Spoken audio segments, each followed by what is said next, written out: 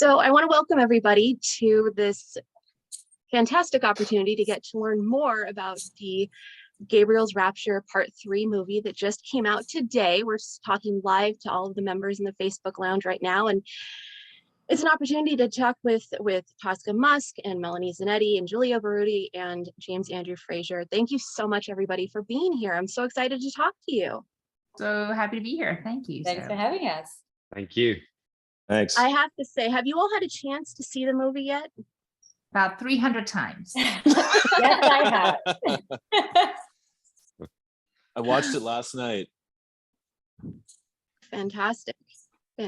Yeah, it's fun being able to talk to you now, because not only can we talk about the movie and we don't have to worry about spoilers or anything like that, but all of the fans have been able to see it, and we've been able to hear. I mean, I've been getting messages about how amazing the movie is. What have you been seeing? What are you hearing about the responses? What's it like connecting with fans now that the movie's out in the world? It seems to be overwhelmingly positive, which is really lovely. Yeah. People particularly feel like it's been, as Tosca does, so true to the book. But there's been a lot of talk about Gabriel's journey, and part 3, like, really has a lot of movement in his arc, and there's so much beautiful, subtle changes that happen for that character that Giulio just performs so expertly. So I've seen a lot about that. I think a lot of people have also said a lot about Julia's character and how she grew, right? So Julia, I mean, she starts as this, person that's broken, and then she, my favorite part, honestly, for Julia is when she just lays down the law for those 2 professors. And I was like, oh yeah, that's right. But it's just such a beautiful growing moment for her. And then really understanding what she wants and expects in life. Is even, when the conversation happens with Paul, and he tries so hard. So hard. So hard to get her, and she's like, no, you can't beat Gabriel. So yeah, I agree. Both characters grew so beautifully in this series, and you can tell just from the very beginning it's Gabriel feels a little bit younger, and then at the end he just feels so mature, and there's a lot of gravitas to it, I think. It's not often that you get to see this kind of growth in a movie, because not many people make movies the way you do, and the way that Passionflix has been able to bring this movie to life over the course of 6 movies, a pandemic, years and years of growth, and you really see, even though you filmed it a while ago, and this is just, it's just coming to viewers now, but you really see the connection between the cast, and you see the growth between the characters. And I feel like you can only really get that kind of growth and that kind of performance from people who really know each other. I mean, it's almost the equivalent of spending 4 or 5 seasons on a TV show, where you've been together for so long that you feel comfortable enough being vulnerable and going to those places that might not be so easy if you have a 4-week shoot and you don't know anybody, and it's, you come in and you're strangers, and then you leave and you never see each other again. Yeah, I mean, we've been doing this since 2019. It's a long time. It's a long time. It's a little longer than we expected. Say that again, Julia. Was a different world. Literally. It was a different era. There's just one funny thing about every time that a movie or a chapter of these movies is going to be released, and it's the fact that I receive text of somebody says to me, oh, this is the best part ever. And I'm like, but you said that of the previous ones. It's like, yeah, but this is even better. And it's not, it's a never ending process of as Melanie said, of overwhelming positive feedbacks, which is always, of course, very, very good for us, very compelling, and it motivates us to do what we're doing. So thank you guys, of course, for the huge amount of support from all over the world. We really appreciate it.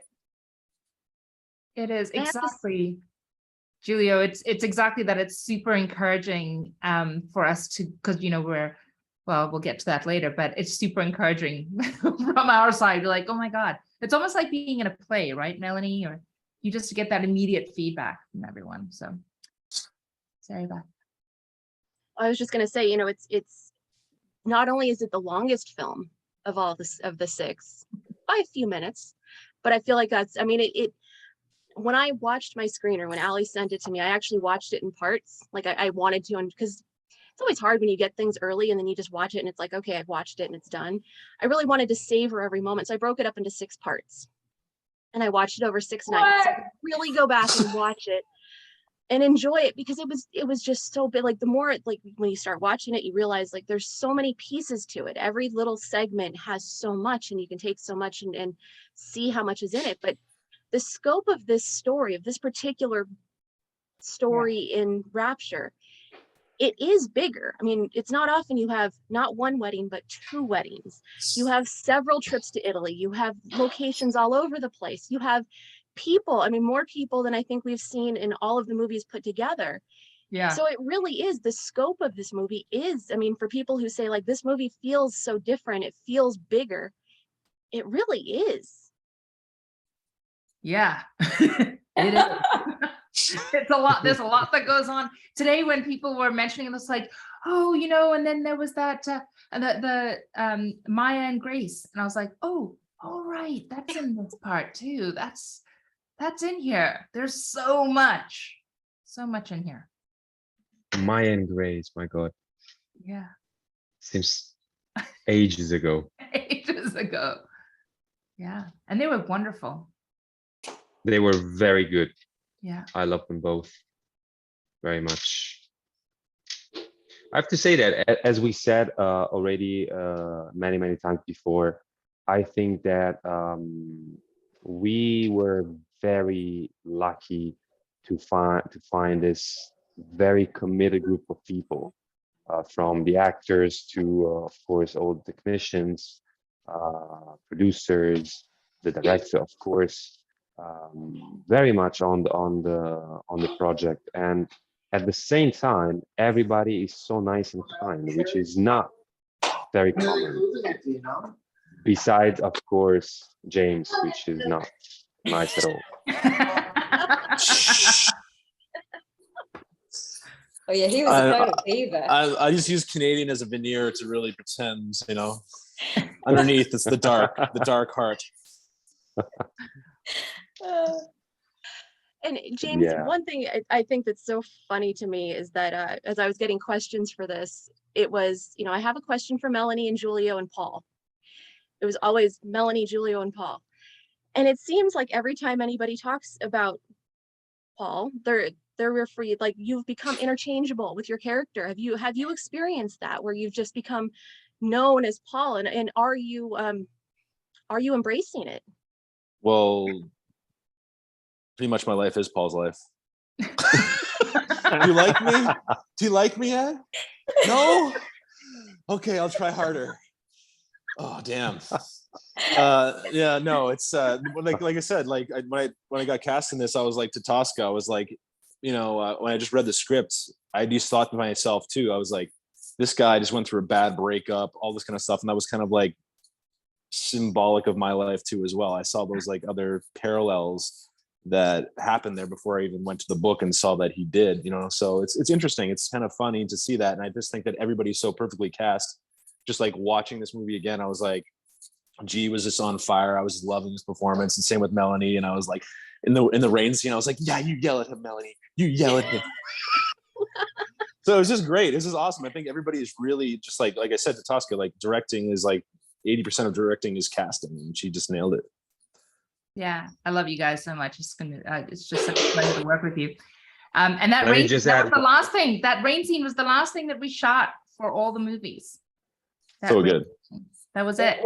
It was a wild night. It was a like wild night. 2 a.m. by the end, and it had gotten cold. Not Syracuse cold, not Inferno cold, but it was cold. And by the end, we were just like standing there going, "Ah, okay, we can do this."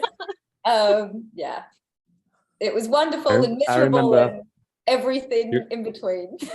You remember, Melanie? We said like, okay, this was we just did a take and it was good. And I said, trust me, it's that's the last one.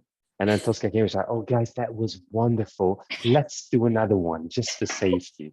And I was like, oh God, no, I want to go home. I'm so We tired. were again." jumping up because But- we had to get wet before the rain as well. So we would have this torrential rain at 2 a.m. when we're already wet and soggy and freezing, and just be like, okay, we can do this. And then the rain would come again. It was a lot. It was dramatic. It was fabulous. It was cold. Yeah. It added. Listen, but the to best part, sorry, I said again. No, I just saying it added to the whole scene though. But go ahead, Giulio. That the funny thing for me is that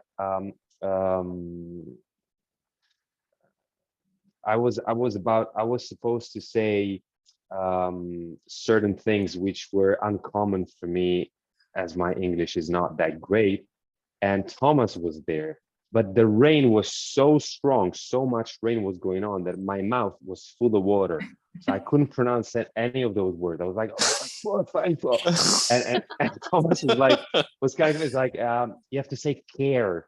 I was like, and I couldn't talk, and I was like, okay, I'm gonna dub this for sure. And then of course I kind of add some words here in the ADR, but was a terrific, fantastic experience. But let me say just one thing about Paul, which I love, which about James, and as you see, I most of the time mix the two of them exactly. He's not like Paul in real life. He's a very strong dude. I remember I woke up in Syracuse. I was very exhausted. We were in the middle of the first part of the movie, and so it was like probably week 3 or 4, and I was very much into it. I was so stressed with my accent, and I remember I arrived into this minibus, and I was like, "What day is it today?" And they're like, "It's Thursday." And then this guy, fresh like an apple, came out of the taxi and said to me, "Oh, hi, my name is James. I was like probably 6 o'clock in the morning." He's like, "Oh, hi, I'm G. Nice to meet you." And it was like, "Yeah, you look tired. You should come tomorrow with me at 5 a.m. to do some yoga, and then we can have a little run. And then, like today, you can have breakfast at 6 with me, and then we can go to set." I was like, "Yeah, man, for sure. Wait me here."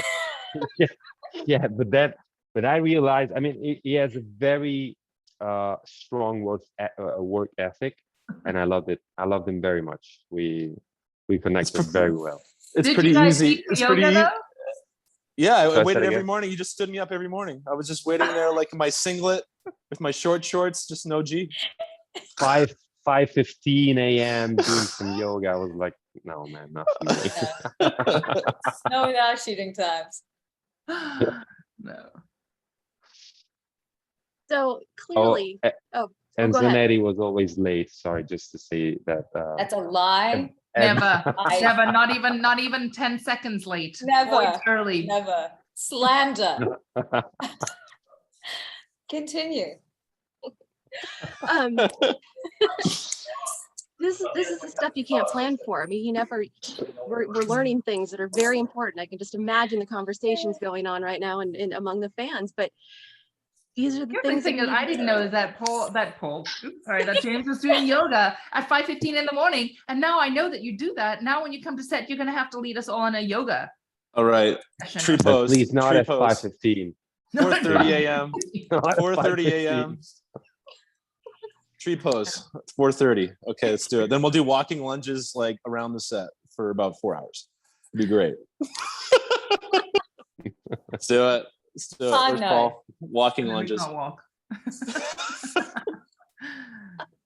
I love it. I love it. Well, as you know, there were a lot of fans who sent in questions, and they were all kinds of questions, of course. And but obviously one of the things that everybody wanted to know off the top is what were some of the favorite scenes that you had? And do you have a favorite location that you shot in? Because obviously there were quite a few to choose from. So Anything that stands out to you? I'm gonna go first. My favorite scene to shoot was the one after we reconnected in the rain back in my apartment. Yes. I loved the script for that scene. I think it's probably my favorite writing in the film.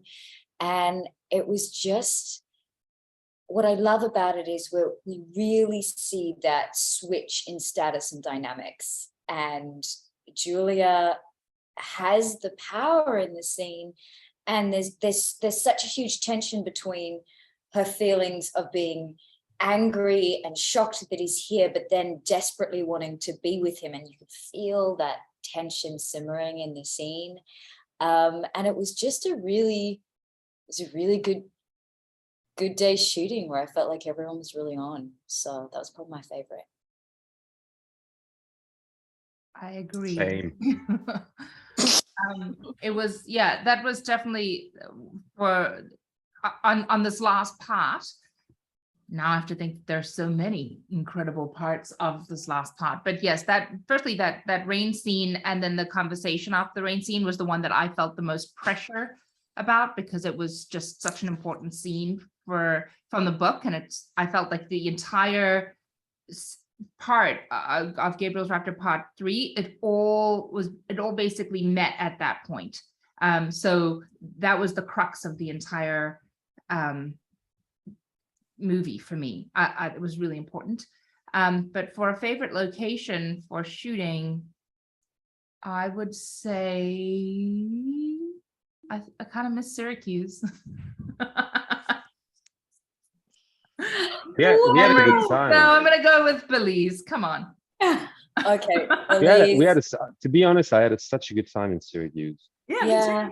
Yeah. It's fantastic. Yeah, it All was over the really places. special. Belize for like just general paradise. But then also Umbria was just like breathtaking, like storybook Italy that you're like, this isn't real, and then it is. Right. Yeah, so like we've been so fortunate with this film, with the places. Oh, and also the Uffizi being there without anyone else, like standing there with the Rite of Spring and going, this will never happen again. There's no one in here. It's just me. So it's so many. But yeah, what fabulous locations we filmed in. Yeah. Florence and Umbria. I forgot those were in this part too. Wow. I know. We went to a lot of places. Again, James, I feel bad because you didn't get to go to any of those places. Don't worry. Like I figured, I'm like, when I got this, like I was like, I got the invite for this. I'm like, okay, so Paul's just gonna be like in the corner watching the Lovebirds the whole time, in the interview, in the movie. It's the whole thing over, and then they get to go to Italy. But no, it's so beautiful. Adds such a great dynamic to this film, and I think it was all great. But my favorite scene was also the fighting scene as well. And then what was one of my favorite moments when Melanie kissed G's forehead. I was how many apple boxes was on that? Even though my heart died a bit for Paul, I was like, that's so sweet. I think I speak for all of us when I say that I think that James needs to do like a director's commentary track over the movie. Like that should be a thing. He gets to talk about his experience watching the movie, or at least a reaction video of some kind, because it sounds like you That'd have be some great. thoughts there. Oh, lots I'd of look into thoughts. We'll need to do the PG-13 version though. So it's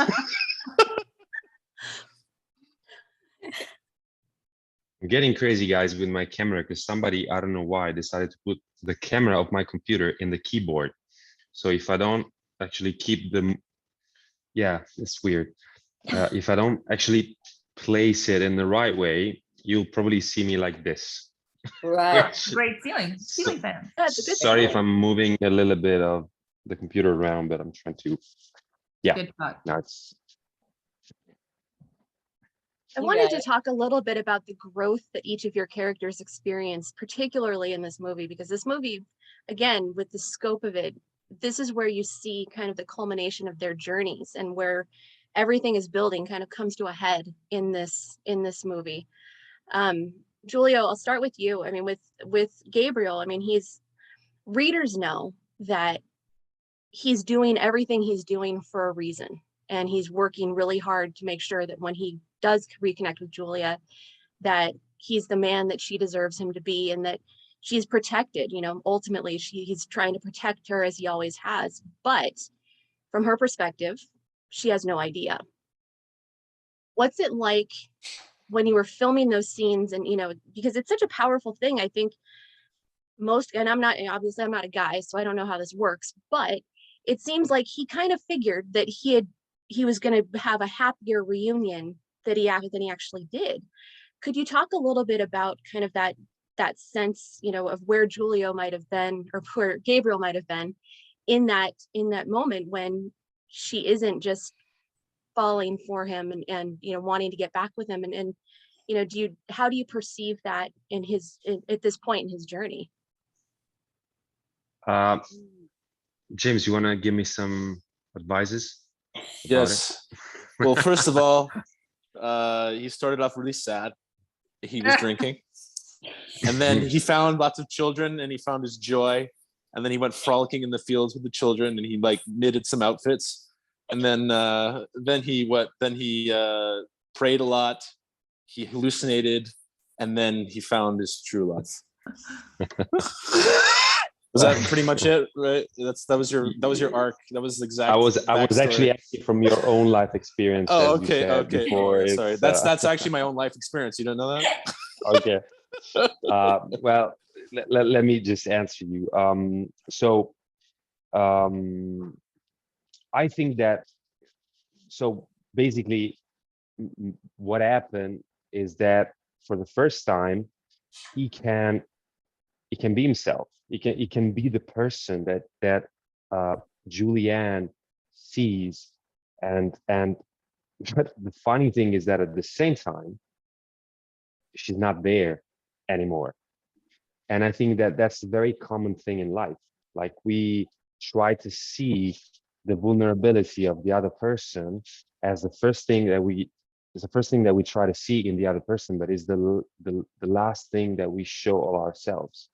And so for me, as an artist, as an actor, it's been very interesting, and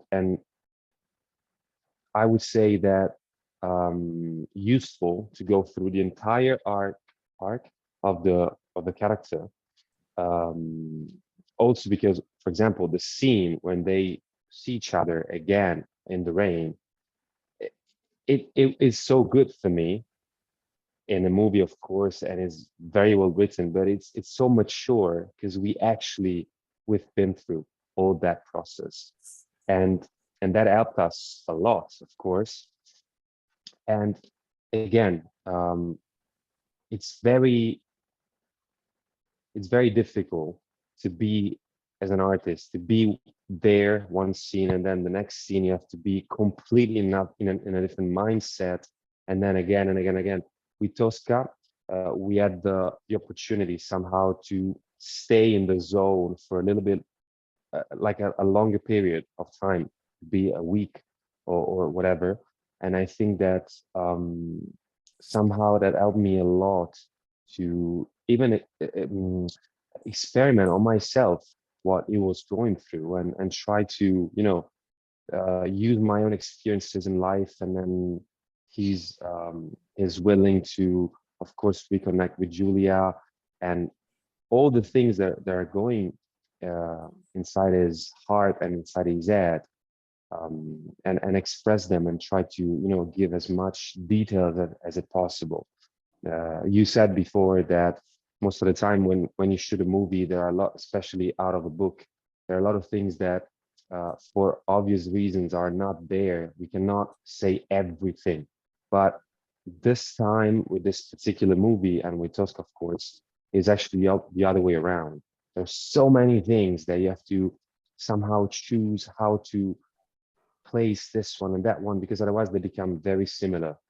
And so it was a very kind of a scary journey, but at the same time, it's very compelling for me, and also was very good as an artist and as an actor. I felt at the end of the shooting process of this particular movie that I grew up a lot somehow. Of course, each of these movies are like a training camp, a super concentrated training camp of ages of acting classes. But again, this particular time was very strong. I felt that, and I think Melanie had the same feeling too, because we talked about it and it was like, wow, I think we did a lot of good things here and there, and again, it's not easy because the amount of information, it's so much that sometimes you are very tired. You try to to be there. You're physically exhausted.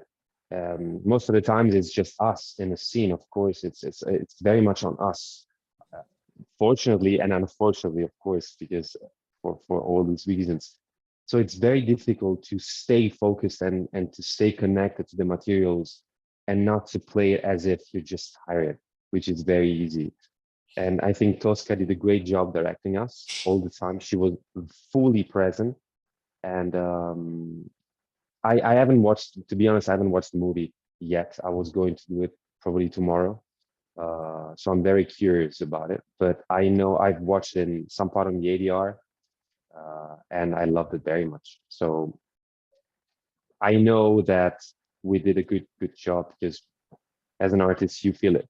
At the end of the day, you're like, I think I've done a good job. And apparently the messages are like, this is the best part. So it's I love that. I love that. James, for Paul and for Paul's fans, this was his Hail Mary moment.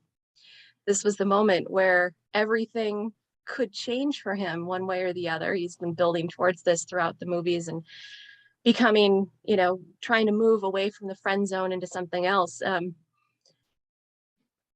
But when Giulia doesn't feel the same way, I mean, you can see it, the expressions that go through your expressions in that scene just kind of tell it all, that, that you really, Paul really wasn't expecting her to say no.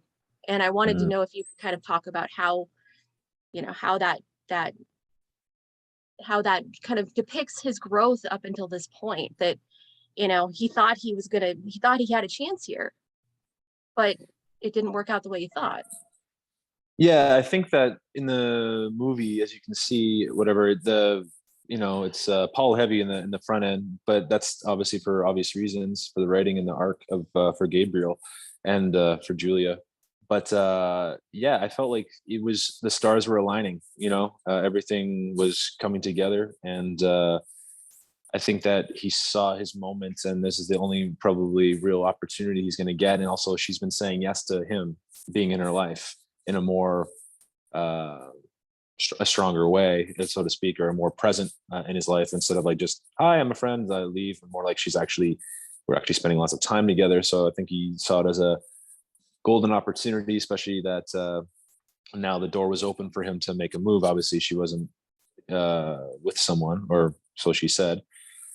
So yeah, but I think that moment and stuff like that was a big a turning point for Paul too, as well, to see that maybe the hope is still there. I think he's never going to give up, but I just think that he kind of has a new understanding that he has to, I don't know, change, or he has to do something different in order for things to happen for him. I have to say, even though you weren't on screen for it, the part where you read the letter, or you were reading the letter from Paul to Giulia, the emotion in that letter, and it just, I don't know how people kind of thought that you could be the best, what is it, the worst villain, the best villain. Best villain. I love that though. That's fun. Best villain, it's part of the fan that I love it. Don't worry. I think you just won all of the hearts, and with that, the emotion that you captured in that, in just reading a letter was incredibly powerful. Oh, thank you so much. Yeah, it's just it's just a joy as an actor to be able to play this guy, because it's so great. Like I said to Sylvain in previous interviews, it's like I just get to play straight from the heart. So that's kind of like the joy, because you know what I mean, prepping so many other roles and something like that, it's always like you got to find different ways to do it, but it's just like if you just go straight from the heart, and that's kind of that's how I kind of see him. He just kind of shoots from here it is, and then obviously because he does that, he can be hurt easily, as you saw in this film. But better to try than never, so yeah, so it's great. It was awesome. I really loved this. I was super excited for this moment in this film, and can't wait for everybody to see it. I love it. I love it. Now for you and Melanie, everybody, obviously a lot of questions came in about the kissing scene that that it finally happened. But I have to think, because normally in normal movies, I've talked to so many people, in a normal movie shoot, you're together for like maybe 4 or 6 weeks. You don't know each other going in. Generally, you don't know each other well until, and by the time it's over, it's over. But in this case, you've known each other for a while. So to finally get to this point where you have this kiss on screen, could you talk a little bit about what that was like? I kind of get the sibling thing, like, that maybe there was some awkwardness, but I just feel like maybe there's a story there. Could you tell us about what it was like to finally achieve this moment after knowing each other for so long? Look, well, go ahead, Mel. I was very particular about the I'm kiss. intrigued. You go first. Okay, so like me as the actor to Melanie, I was like, it was very robotic. I was like, Melanie, I'm going to kiss you like this, and then I will kiss you like that, and then I will kiss you like this. Sounds good? Is this the woman agree? Yes, she does. Okay, we're all fine. And then Tosca and Melanie like, what's going on?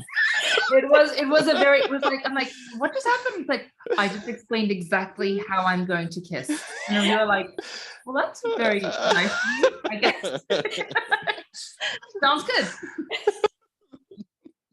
So I thought that was very polished too, as well. So it's like he's got to make sure really everything was good. Everything is very good, copacetic. Yeah. So that's how I came about it. And then Melanie, I think it came off as well. And then I watched G and her just snog for the rest of the movie, and I'm like,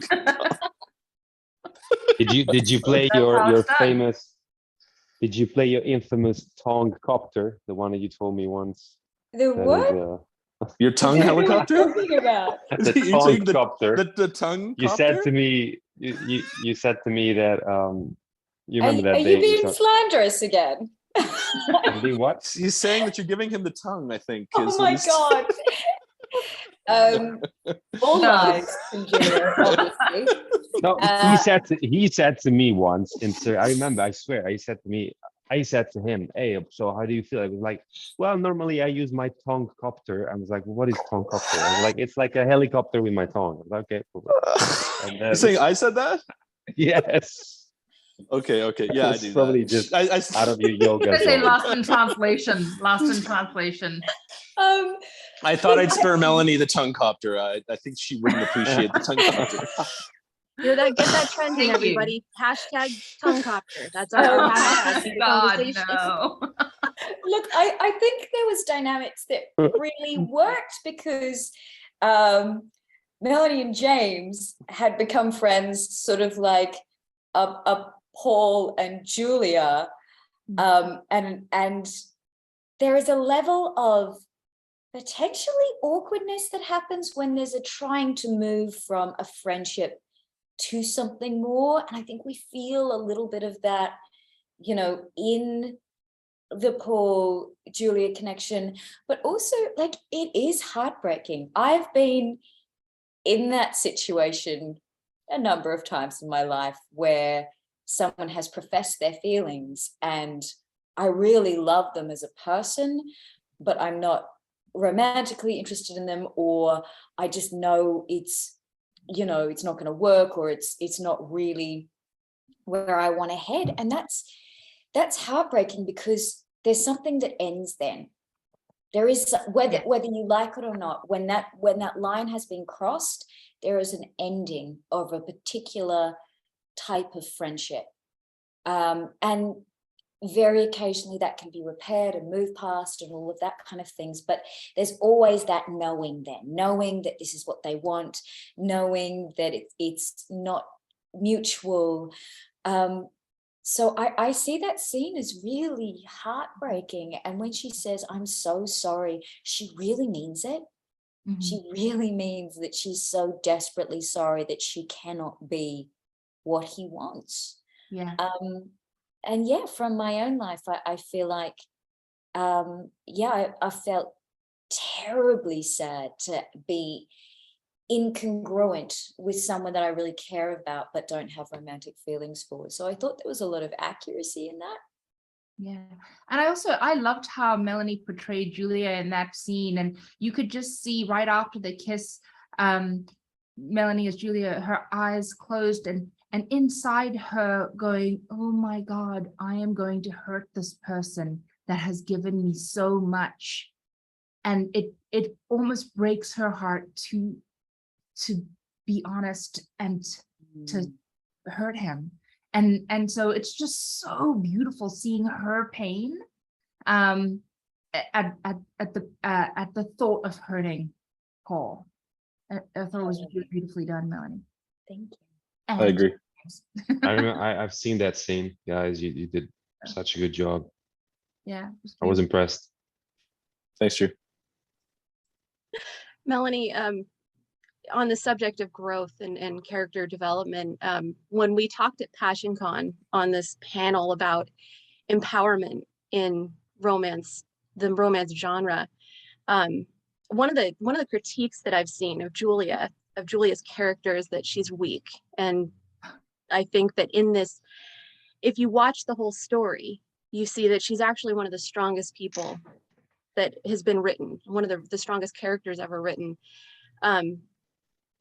Thinking about this movie specifically, I mean, it's not easy to go from, the devastating blow of losing the person that you think you're connected with for life, and then discovering that your best friend has these feelings and, having to reconnect. But I think that the really powerful moment for me and a lot of viewers is that the fact that she doesn't just go back to Gabriel so quickly. Like she actually puts her foot down and she has to say no to a lot of people in this movie until it's the right time for her. And I think there's so much power in that. And I was wondering if you could talk a little bit about, about arriving at this point in Julia's life where, she is now this person, and she's probably always been this person, but it probably took a while. It seems like it takes a while for people to feel comfortable enough to express it. And it feels like it's just the right moment. It's the perfect storm of things that just lead her to bring out the power that I think, she's always had. Well, I think it was progression, really. It was through a number of things, becoming more confident in herself, having the connection with Gabriel and feeling loved, and having friendship with Paul and feeling, that kind of friendship as well, doing well at her work. There was a number of things that were building to make her starting to be the person she truly is on the outside. And that's, I think, why I love that scene so much after the rain, because she holds the line. She does not submit. Oh, he's back now, and so now I'm just gonna throw myself back into this. Right. She says, she's very clear about where she's at. And Tosca will attest to this. When we started this, I had a lot of frustration with Julia. And we had the conversation with Tosca said she is not weak, she is meek at this stage. And we need to start here so that we can see her arc and her growth, which was absolutely the right call. And here we're seeing her really come into her strength and power.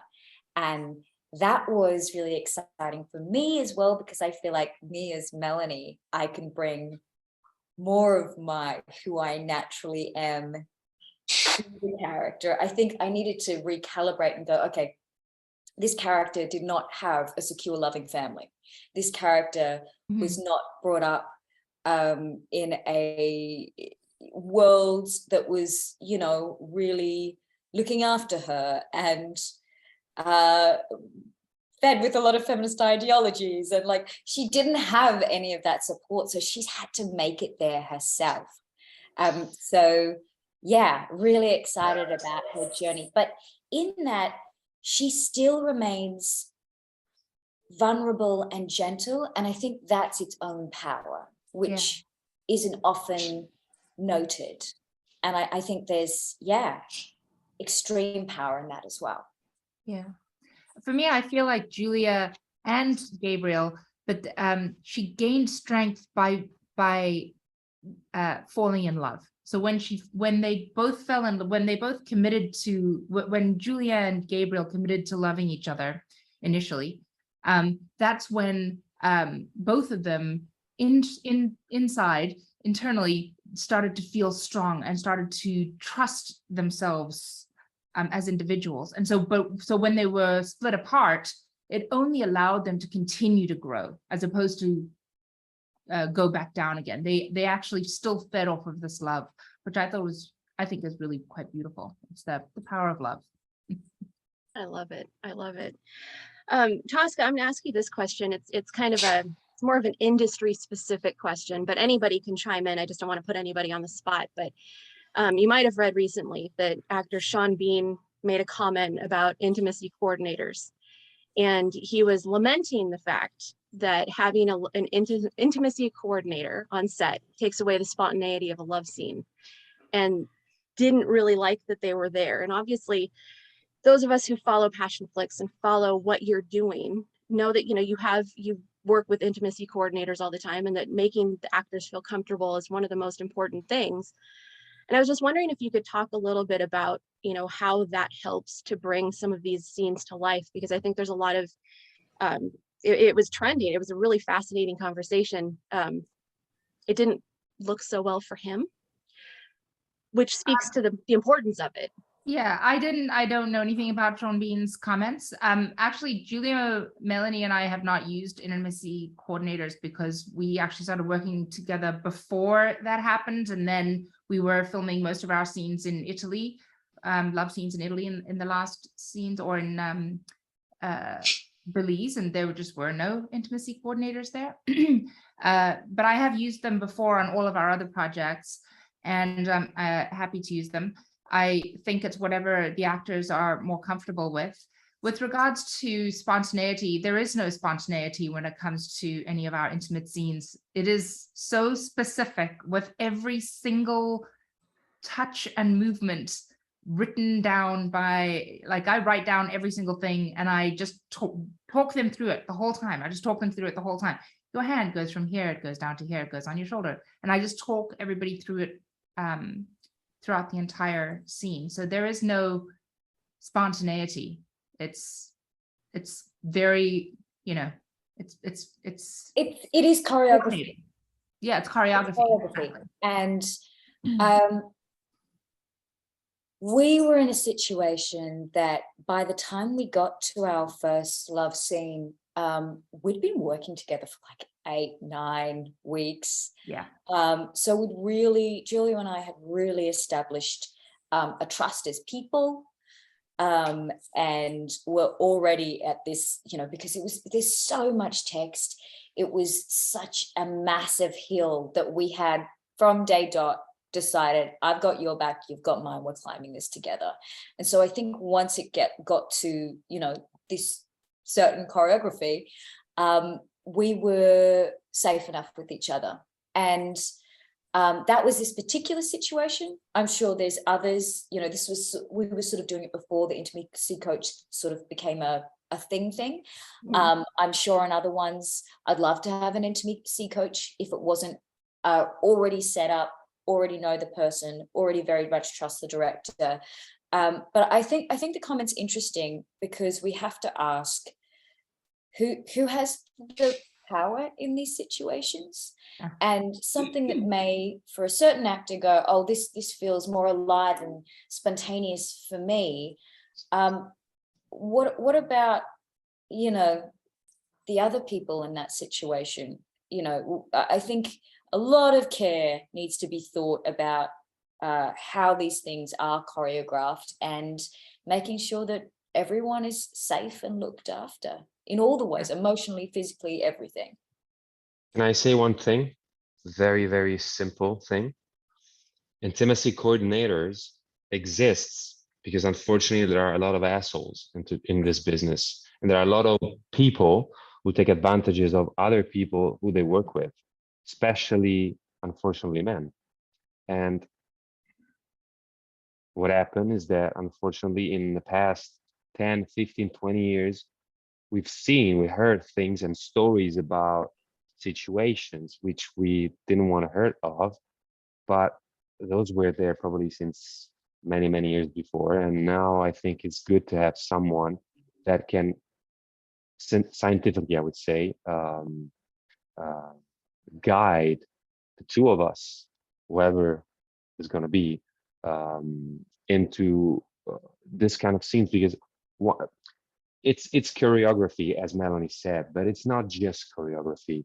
It's the most intimate form of choreography, not just because there's a physical touch of our bodies of two perfect strangers, because unfortunately sometimes can happen that you can shoot the scene as we did at the end of the shooting process, at the end of the shooting period. But sometimes it's just day one, for example, and you are there with somebody that you just never met in your life.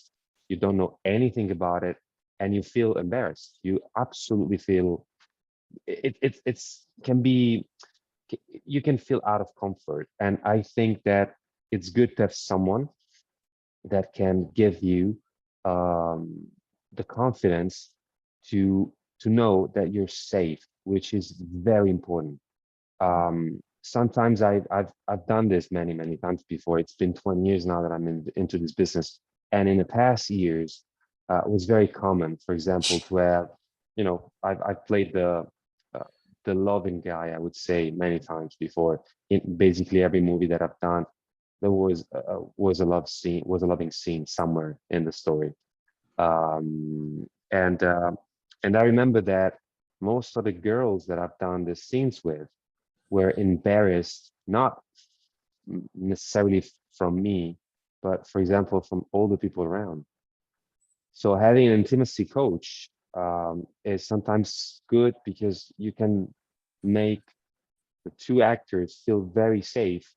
And of course, in this particular movie, we didn't have one, but Tosca was there as if, like, she was there. She asked everyone to get out of the room. It was just me, her, Melanie, and probably Dennis, maybe. I don't even remember if he was there. Probably not even Not Dennis. during the because the camera rehearsals, no. Yeah, exactly. And yeah, we were doing the rehearsal before. Then she was calling everyone in to see what we were supposed to do, so they can set up lights, and then out of the room everybody, just who strictly needed, which was probably the camera guy, just one guy, and everybody out of the monitors. So you really feel comfortable, because unfortunately in this business, it's been very common to misuse the woman's body in a form and in a way that it was much more than the man body. Because of course, we as men have just one piece that it's unshowable on the screen. It's true. You can just get, if I want to be fully naked in front of a camera, you can just take me from behind, maybe. A man, a woman is different, of course. You have the side, you have the chest, you have a lot of other things that are somehow, I don't know if it's right or wrong, but it is what it is. That they, of course, are considered more, like a Revealing, yeah, naked they're man. more A naked vulnerable. man is a man without panties. A naked woman can be a woman with just a naked breast. Mhm. So it's it's a very delicate thing. And as I said before, and I'm going to finish, it's just not about the fact that you're naked and for that is vulnerable. You're naked with somebody that you don't know, and you're playing somebody that is, for example, in this particular situation, that is madly in love. And that is even more scary than just being naked with somebody that you don't know, because in that specific moment, you are fully naked inside. Because of course, you have to get inside of your most vulnerable part to do a good scene and be a good performer in that specific moment. And as Melanie said, it's a choreography, but you have to make it live. You have to make it real. Otherwise, it's just something that we already seen many times before. And I think that when me and Melanie did that scene the very first time, together in Syracuse, I remember that I told her, wow, I felt very connected to you and safe, and that can happen only if the two people feel safe. Otherwise, it's really like having sex with a stranger, even though of course we're not having any of that, but it's the same kind of it can be very. So I don't agree with what that guy said, because of course it's because probably what happened is that he was trying to do something and somebody said to him, you can't. And he was like, this intimacy coaches, no, just do your job, man, and be professional. Yeah. I don't know the guy, I don't know what we're talking about, but I heard this many times already, and I don't agree with that at all. And just on what Giulio said, unless you feel safe with the person, you have the structure of the choreography with someone like Tosca or an intimacy coordinator, then only then are you able to be really emotionally vulnerable. And that's actually what you guys are looking for. That is the chemistry in the scene. That is the magic of those scenes. And so that's why we do all this stuff, so that we can be emotionally naked with each other, because that's Exactly. the really scary stuff. And that's the magic. Absolutely. Exactly. I love intimacy coordinators. I think they're very helpful. They actually take a lot of stress off of me when I work, because I can, but again, the actors also have to trust the intimacy coordinator. So when you bring in an intimacy coordinator and they've never met them before, and yet they've worked with me for 4 years, something, and then they're like, who is this person? And they're telling me to touch this guy in this way. It becomes also awkward. So there has to be a relationship. Everybody has to have a relationship and a trust. And so oftentimes when we do have intimacy coordinators, the actors actually ask me to be in the room with them and the intimacy coordinator during the entire rehearsal process, because I'm the one that they know, I'm the one that they trust, because we've worked together and we have a relationship, and I'm not going to make them do anything that I know I'm not going to film. So it just makes the whole situation work better. And I think that's such a powerful, like, I appreciate everyone's answers and answering so honestly and openly, because I think it's obviously always been something that I think is what the Passionflix difference is. And I think that it's important to understand that, especially as new fans come into the fold, to understand, that there's psychology to this, and that Tosca, you have a method to how you bring these scenes to life. And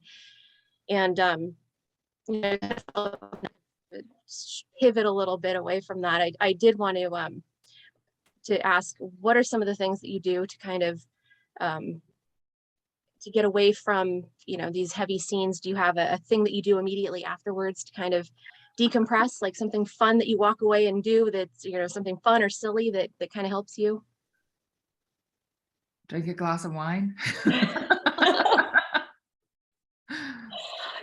I think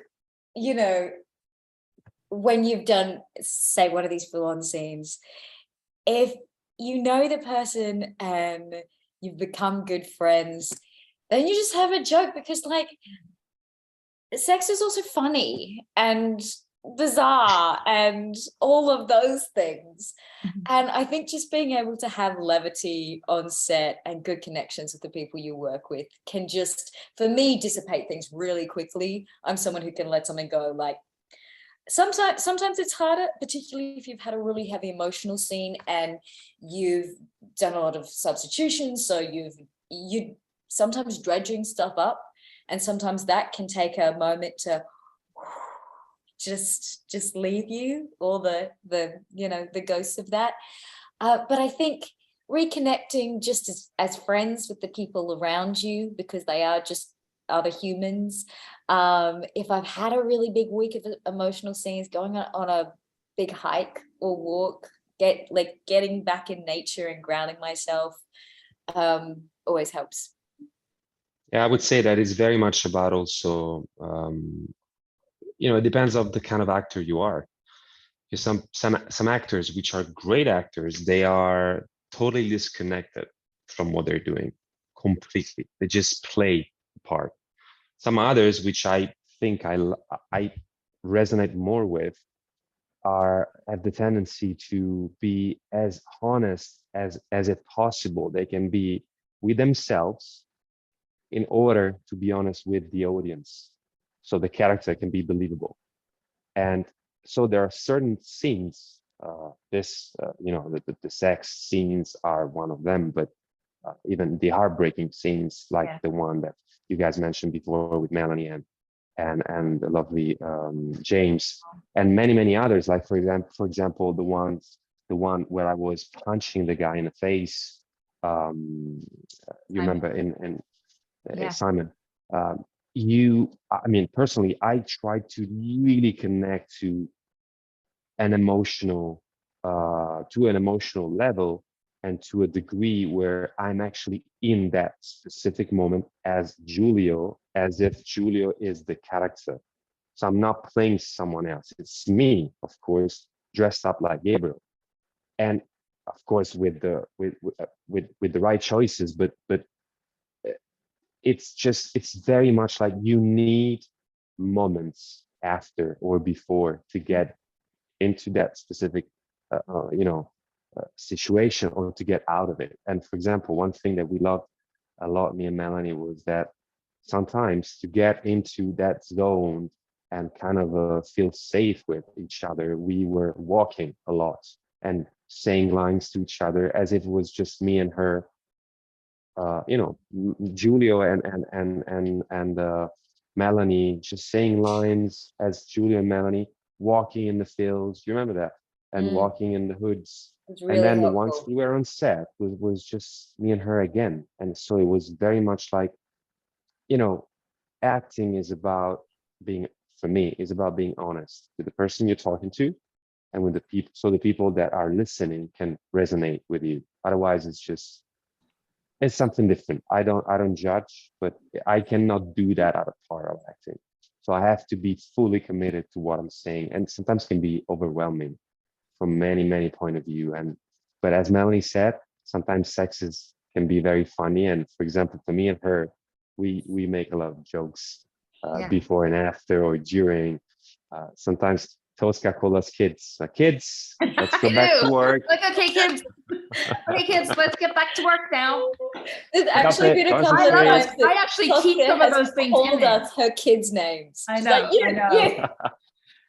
But I'll Yeah, sit exactly. there. So, but that's one of the things. So after work, my kids are always with us, and so if we're doing a really dramatic scene or something, and we're saying like how I'm going to chill out afterwards. By the way, going back to some 6-year-olds or 7-year-olds that want you to watch Bluey, by the way, which is awesome, is very, very helpful to get your head out of a massively dramatic, emotionally tearing scene. But yes, I do often call Melanie and Giulio, I often call them Grayson and Isabeau. I just sit there, I was like, Grayson, Isabeau. I mean, kids, let's get back to work.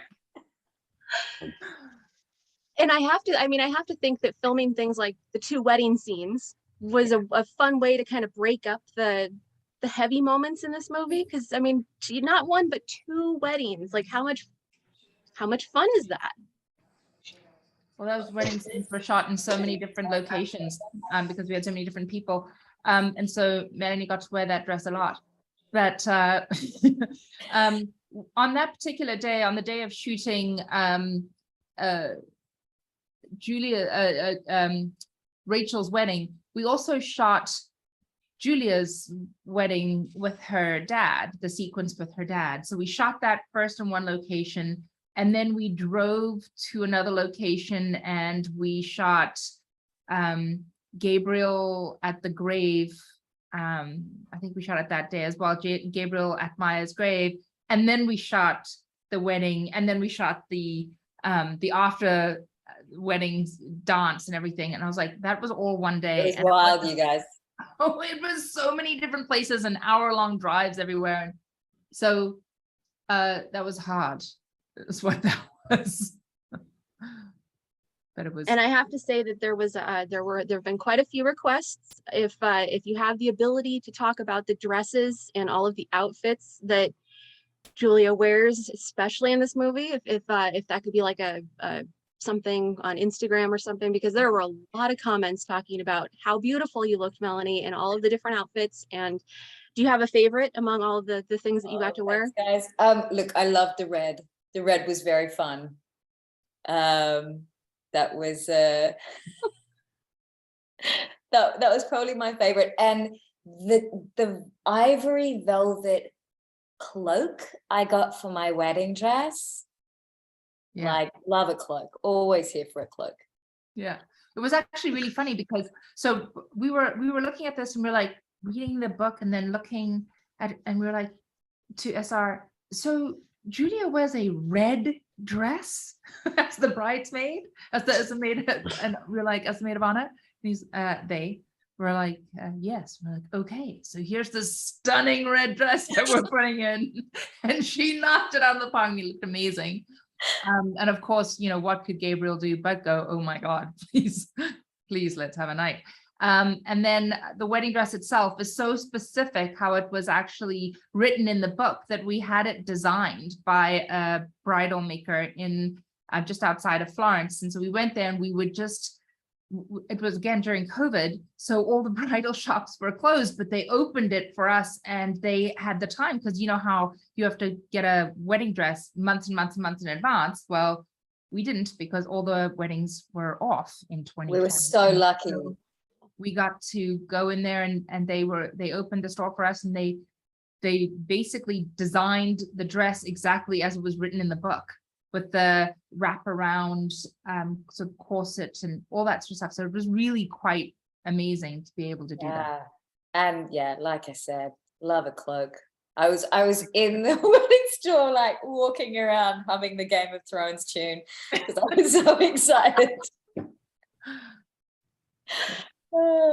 Do you get to keep any of those things? Does the wedding dress have a residence at this point? Does it stay with somebody? I think that's Passion Flicks material. Who knows? Maybe they'll have a retrospective and they'll have the costumes. We'll put it in the museum. Yeah, like costumes. Passion Flicks museum. Yeah, maybe at Passion Con you can have like the Hall of Dresses or something. That would There be you fun. go. There you go. That would be fun. Yeah. It would be fun. I guess one of the things, and again, I'll address this to Tosca as we kind of wrap up our conversation because it's been so much fun. But lots of questions about what's coming next, specifically with Gabriel's redemption. And what could you tell us? What's on the horizon there?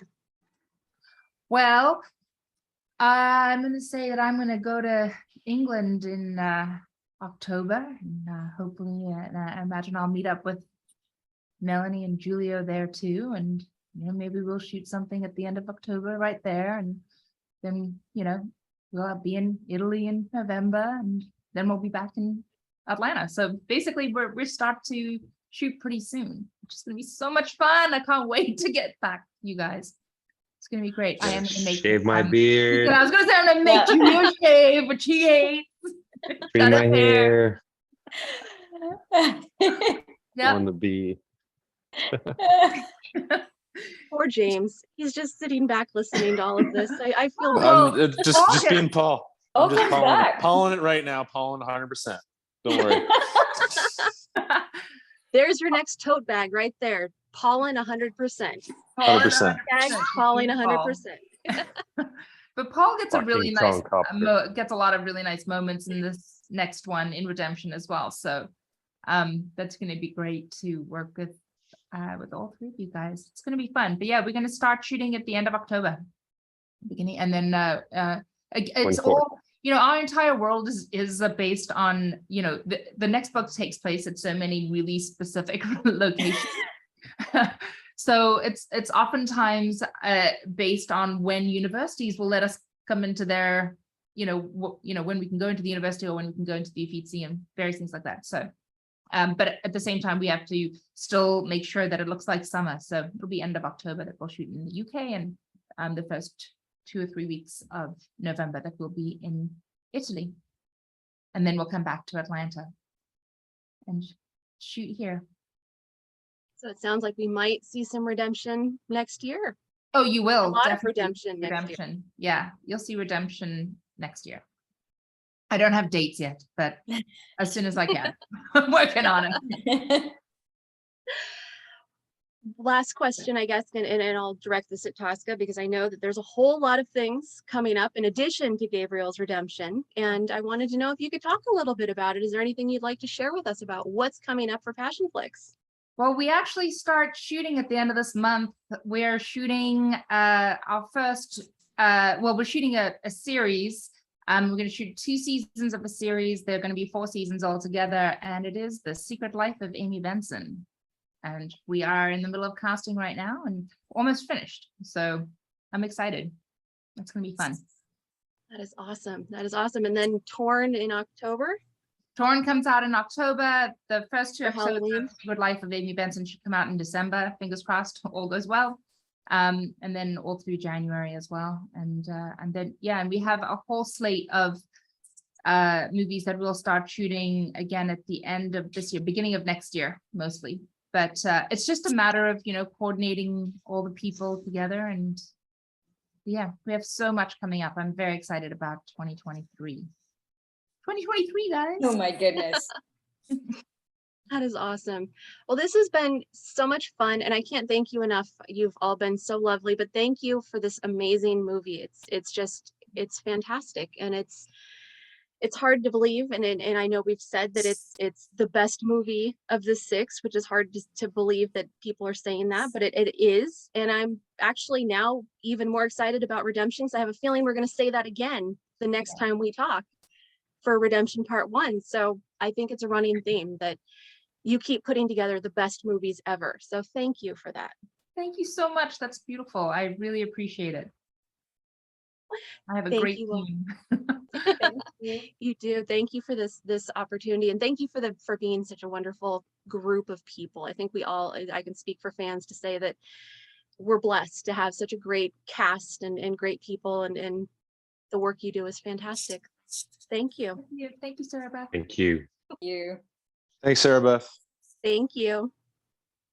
Ciao, guys. Ciao, Sarabeth. Thank you so much. Ciao. Ciao. Ciao. Bye.